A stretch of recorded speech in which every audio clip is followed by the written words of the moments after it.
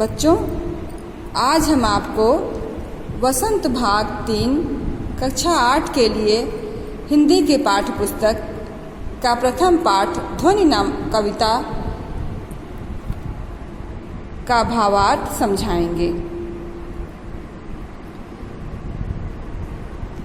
प्रस्तुत कविता में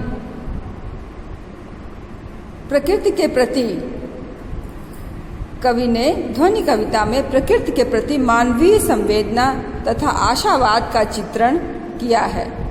यह कविता निराशा में डूबे मन को हिम्मत बंधाने वाली है। वसंत आशा, विकास तथा नवनिर्माण का प्रतीक है। कवि कहता है कि अभी अभी तो उसके जीवन में वसंत आया है।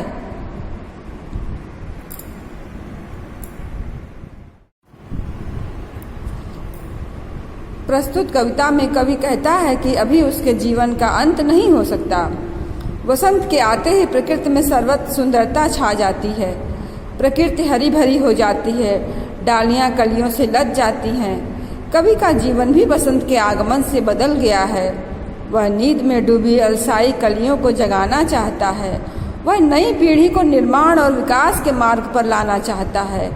कविता में प्रतीकों के माध्यम से कवि युवा पीढ़ी को अमरता के मार्ग पर अर्थात महानता के पथ पर चलने की प्रेरणा दे रहा है। कर्तव्य करते हुए ही स्वर्ग की प्राप्ति हो सकती है। इस गूढ़ तथ्य को कवि ने प्रतीकों से प्रकट किया है।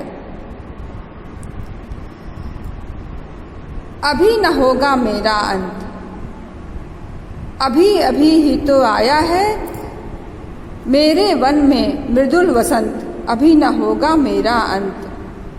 हरे हरे ये पात, डालियां कलियां कोमल गात, मैं ही अपना स्वप्न मृदुल कर फेरूंगा निद्रित कलियों पर।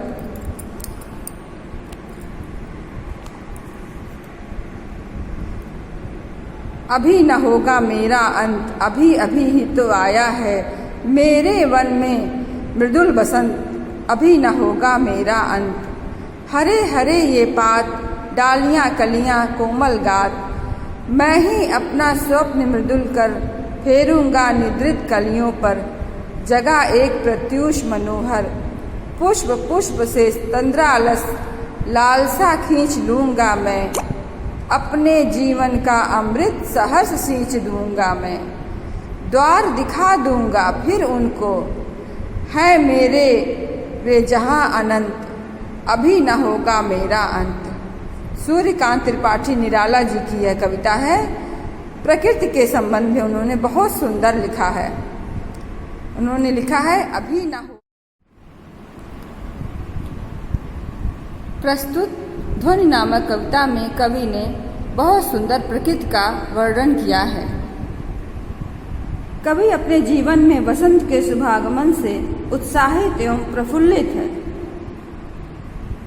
जिस प्रकार शीत ऋतु के तुषारापात के उपरांत प्रकृति में वसंत के आने से चतुर्दिक विकास और उल्लास का वातावरण होता है, उसी प्रकार जीवन निर्माण में युवावस्था का विशेष महत्व है। कवि कोमल शरीर वाले युवाओं को स्वप्न से जगाना चाहता है। वह नींद तथा आलस्य में पड़े युवाओं को कर्तव्य पथ पर चलने के लिए बड़े प्रेम व स्नेह से उन्हें उद्बोधित कर रहा है। वसंत की बेला में विकास, उल्लास और नवनिर्माण के लिए कवि स्वयं तो उत्सुक है ही, दूसरों को भी प्रेरित कर रहा है।